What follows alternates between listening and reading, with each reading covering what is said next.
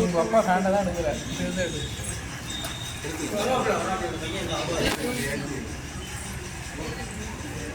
செயின்லாம் போட்டிருக்கேன்.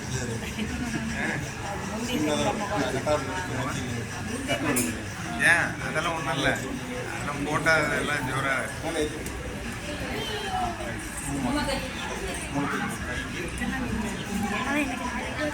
அதுக்கு ஆசை வந்துருக்கு. சூடு போடணுன்னு ஆசை, நடந்து உட்காந்துருக்கு. போடுறானே போடு.